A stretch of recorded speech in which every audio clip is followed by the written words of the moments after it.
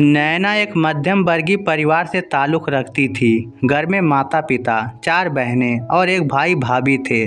2 बहनों की शादी हो चुकी थी और 2 नैना और उसकी छोटी बहन कुंवारी थी।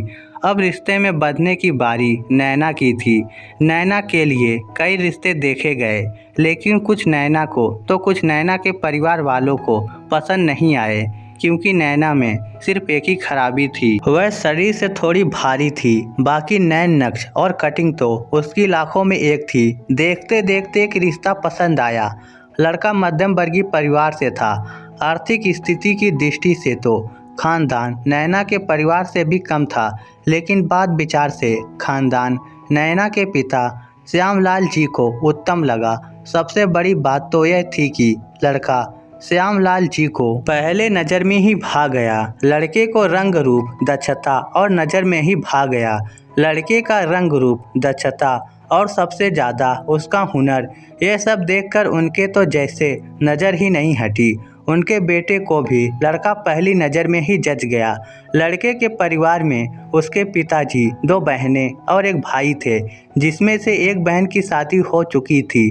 मिला जुला कर दोनों 20 से 25 हज़ार ले आते थे, तो घर का खर्चा चलने में कोई परेशानी नहीं होने वाली थी।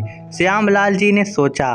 श्यामलाल जी को लड़के के पिता की एक बात मन ही मन बहुत खटक रही थी, वह यह कि वह अपनी लड़की की शादी पहले सूरज की शादी से क्यों कर रहे थे। क्योंकि लड़की सूरज से बड़ी थी, तो उन्होंने बात बात में पटवारी जी से पूछ ही डाला, एक बात पूछूं? अगर आप बुरा नहीं माने तो नहीं, आप बोलिए। सामने से पटवारी जी ने कहा, आप पहले अपनी बेटी की शादी क्यों नहीं कर रहे हैं, जबकि वह तो सूरज से बड़ी है। तो पटवारी जी ने बड़ी विनम्रता से कहा, इन बच्चों की मां नहीं है। अगर बहू लाने से पहले बेटी को विदा कर देंगे तो हमें खाने के भी मुश्किल हो जाएगी। और दूसरी बात यह है कि एक बेटी आएगी और दूसरी बेटी जाएगी, तो घर आंगन भी हरा भरा रहेगा। लड़के के पिता की बात ठीक लगी। दोनों तरफ से सबने अच्छा मुहूर्त देखकर सगाई पक्की कर दी। नैना और उसकी माँ भी रिश्ते से बहुत खुश थे, ये सोचकर कि लड़का भी बहुत अच्छा है और परिवार भी छोटा है।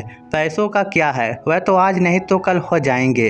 यह तो लड़की का अपना भाग्य है। नैना की माँ और उसके पिताजी ने सोचा। सगाई और शादी के बीच सिर्फ 1 महीने का वक्त था। देखते देखते 1 महीना कैसे निकल गया पता ही नहीं चला, और वह शुभ घड़ी आ गई जब नैना को अपने मायके को छोड़ ससुराल में बसेरा करना था।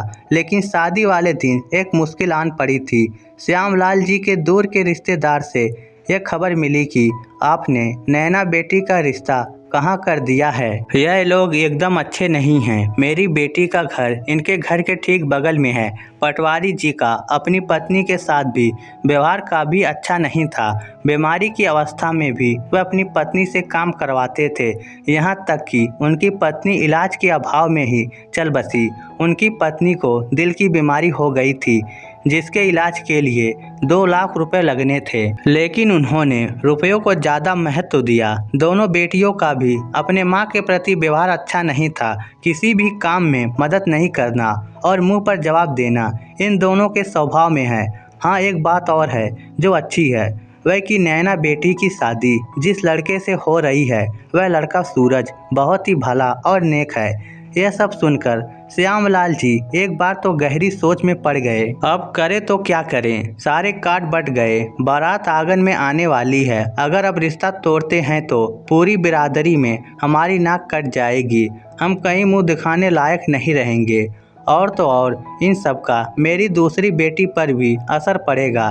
फिर उसकी शादी में भी अड़चने आएंगी। इसी सब उधेड़-बुन में श्यामलाल जी चक्कर काट रहे थे, तभी नैना की माँ वहाँ आ गई और कहने लगी, शादी का घर है और आप कोई काम करने के वजह यूँ चक्कर क्यों काट रहे हैं। उन्होंने सारी बात अपनी धर्म पत्नी को बताई। एक बार तो नैना की माँ भी परेशान हो गई कि क्या करे, लेकिन फिर दोनों ने मिलकर यह तय किया कि जिससे शादी हो रही है वह लड़का ठीक है, तो वह अपनी पत्नी के साथ कुछ भी अनैतिक नहीं होने देगा। यह सब सोचकर वह खुशी खुशी बारात की स्वागत की तैयारियों में लग गए। सजावट ठीक से हुई या नहीं, कैटरिंग वाले ने अपना काम ठीक से कर रहे हैं या नहीं, वगैरह वगैरह देखते देखते शाम हो गई और बारात दरवाजे पर आ गई और सब बारात के स्वागत में लग गए। विवाह अच्छे से संपन्न हो गया। अब विदाई होनी थी।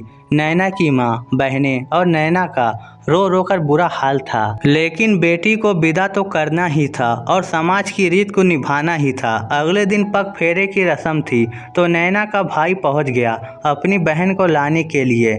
नैना की तो खुशी का ठिकाना ही नहीं था अपने भैया को देखकर।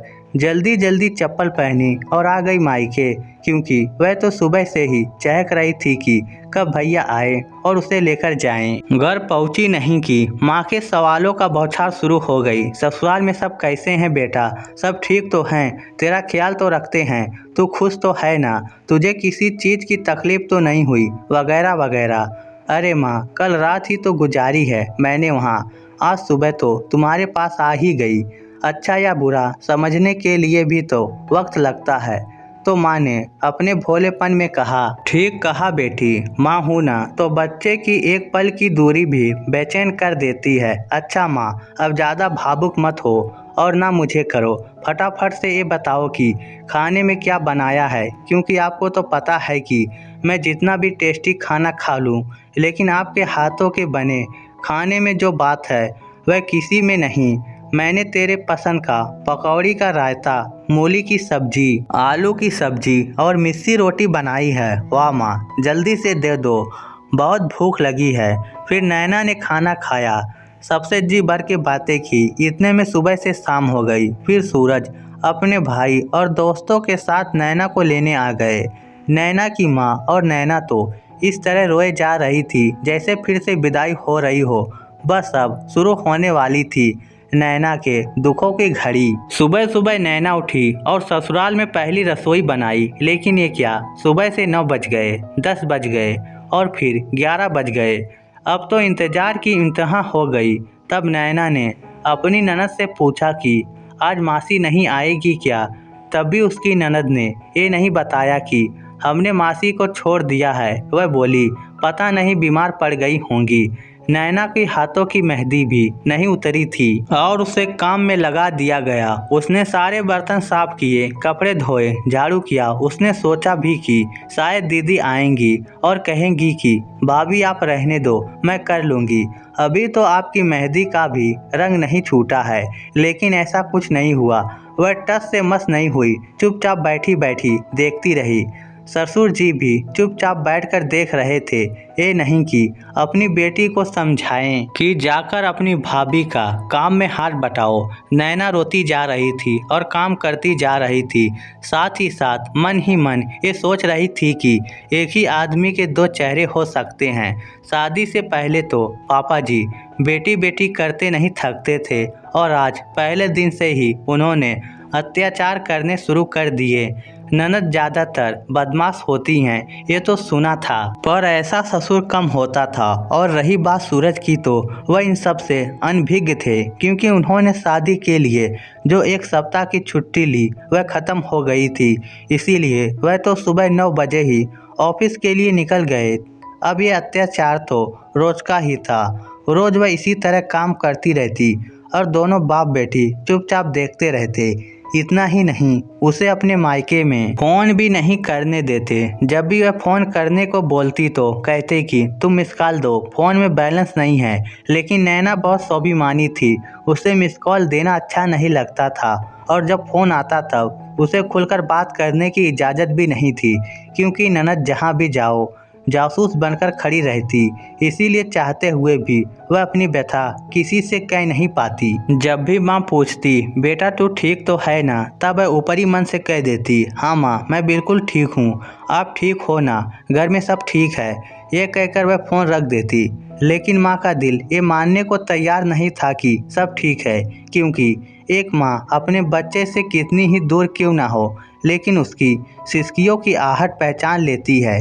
और फिर लड़के के पिता के स्वभाव से भी वाकिफ थी, इसीलिए उसका दिल बहुत घबरा रहा था। तो उसने नैना के बाबूजी से कहा, जी मेरा जी बहुत घबरा रहा है, आप नैना को ले आइए, मुझे लग रहा है कि वह बहुत तकलीफ में है। तो नैना के बाबूजी ने कहा, मुझे भी ऐसा लग रहा है, आज तो बहुत रात हो गई है, मैं कल सुबह ही जाकर उसे ले आऊँगा। दूसरे दिन संयोग से रविवार था, तो नैना के पिताजी ने सोचा कि बिना फ़ोन किए जाते हैं, ताकि अचानक जाएंगे तो असलियत का पता चल जाएगा और आज दामाद जी भी मिलेंगे तो सारी बात क्लियर हो जाएगी। मन ही मन यही सब सोचते हुए वह अपने बेटे के साथ नैना के ससुराल जा पहुँचे। सबसे पहले नैना की हालत देखकर उसके पिताजी और भाई गुस्से से आग बबूला हो गए। नैना के बिखरे हुए बाल, चेहरे पर पसीना और घबराहट और हाथ में पोछा देखकर जैसे ही नैना के पिताजी ने चिल्लाकर आवाज़ दी और कहा, ये क्या हाल बना दिया आपने मेरी बेटी का। मेरी फूल जैसी बच्ची 2 महीने में मुरझा गई है। आप लोग इससे नौकरों की तरह काम ले रहे हैं, इसीलिए आप इसे जब भी भेजने को कहो कोई ना कोई बहाना करके मना कर देते हैं। वो आप ही थे ना जिन्होंने कहा था कि एक बेटी जाएगी और दूसरी बेटी आएगी। हमारे घर तो कुछ काम ही नहीं है, सिर्फ खाना बनाने का काम है, बाकी सब काम के लिए मासी है। हम तो इसे अपनी बेटी बनाकर रखेंगे। क्या हुआ आपके खोखले आश्वासन का। इतना सब होने के बाद भी पटवारी जी अपनी निर्लज्जता से बाज नहीं आए और कहा कि मासी है, वह तो 4-5 दिन से बीमार है, इसीलिए नहीं आई।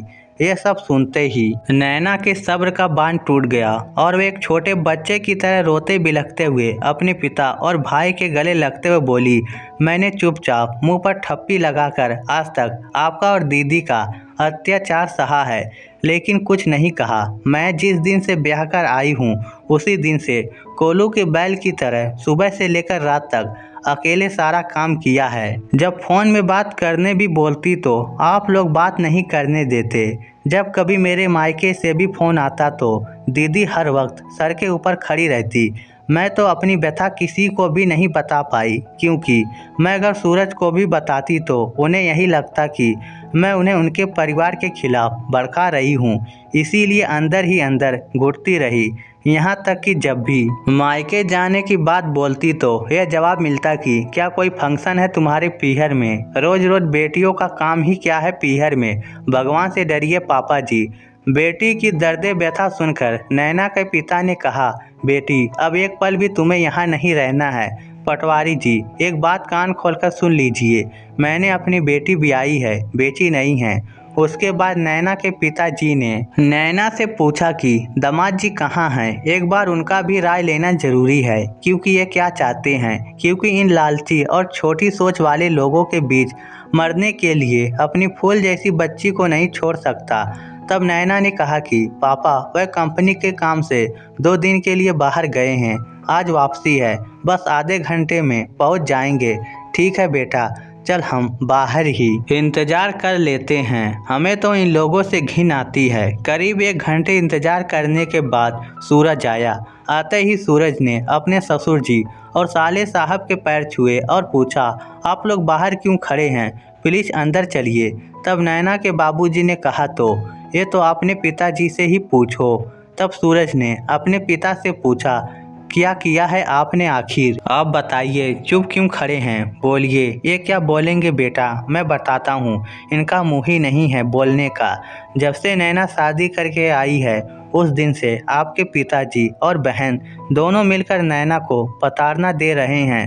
नैना के आते ही इन्होंने काम वाली मासी को हटा दिया और जब नैना ने पूछा कि मासी क्यों नहीं आ रही है तो कहने लगे, मासी को हटा दिए क्योंकि एक आदमी का खर्च भी तो बढ़ गया है। सारा दिन जानवरों की तरह उससे काम करवाया। इतना ही नहीं, कभी फ़ोन पर बात भी नहीं करने दी और जब कभी भी हम भी फ़ोन करते तो उस समय भी कान लगाकर सारी बातें सुनते रहते हैं। ये बेचारी सारी व्यथा अकेले ही सहती रही, ना इसने आपको कुछ बताया और ना हमें बता पाई।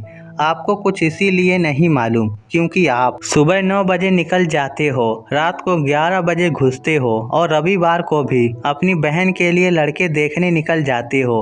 हमें भी ये सब मालूम नहीं चलता, लेकिन जब भी हम नैना को भेजने की बात करते तो आपके पिताजी बोलते कि आज उसकी ननद आई है, आज उसकी ननद की तबीयत खराब है, वगैरह वगैरह। यह सब सुनकर सूरज को बहुत खराब लगा और उसने नैना से कहा, कम से कम तुम मुझे तो बता सकती थी। मुझे बहुत बार शक हुआ तो तुम्हारा मुरझाया हुआ चेहरा देखकर, लेकिन जब भी पूछता तो तुम कहती नहीं, सब ठीक है। बस बहुत हो चुका नैना, अब तुम्हें सहने की ज़रूरत नहीं है। पापा, मैंने कभी सोचा नहीं था कि आप लालची होने के साथ साथ इतना छोटी सोच वाले भी हैं। आपने पैसों की लालच में आकर माँ को भी खो दिया। माँ इलाज के अभाव में चल बसी, बीमारी की हालत में भी उनसे काम करवाया। वह कहती रही, मुझे चक्कर आ रहे हैं, लेकिन आपने उनकी एक ना सुनी। उस समय तो मैं बहुत छोटा था और कुछ कर नहीं सकता था, लेकिन अब ऐसा नहीं होगा। मैंने अपनी माँ को तो खो दिया, लेकिन अपनी पत्नी को आपके हाथों बलि नहीं चढ़ने दूंगा। मुझे तो शर्म आती है आपको अपना पिताजी कहते हुए। आपने मेरी पत्नी का खर्चा जोड़ा, जबकि पूरा खर्च मेरी कमाई से चलता है। और हाँ, जाते जाते एक बात दीदी आपसे भी कहता हूँ, कम से कम एक औरत के होने के नाते तो आपको अपनी भाभी की मदद करनी चाहिए थी। भगवान न करे जो नैना के साथ आपने किया है, कल आपके साथ भी ऐसा ही हो। नैना, चलो अपना सामान पैक करो, हमें यहाँ नहीं रहना। फिर एक बार तो सूरज नैना को लेकर अपनी ससुराल चला गया। बाद में सूरज ने रेंट पर घर ले लिया। आज दोनों खुश है अपनी गृहस्थी में अपने बेटे के साथ। ये कहानी आज से लगभग 20 साल पुरानी है, जब लैंडलाइन बहुत कम घरों में होती थी और मोबाइल फ़ोन में भी कॉल चार्ज बहुत महंगा था। इसीलिए ज़्यादातर बाहर जाने वाले आदमी के पास ही फ़ोन होता था और घर में एक फ़ोन होता था जिसको सभी यूज करते थे। दोस्तों, ये कहानी नहीं, हकीकत है। दुनिया में ऐसे बहुत से लोग हैं जिन्हें पैसों के अलावा कुछ नहीं सूझता। उनके नज़र में पैसों के आगे बीबी और बहू किसी की कोई अहमियत नहीं। उनके लिए पैसा ही भगवान है। आपको क्या लगता है, सूरज ने अपनी पत्नी का साथ देकर क्या गलत किया? इस स्टोरी को लेकर आपकी क्या राय है?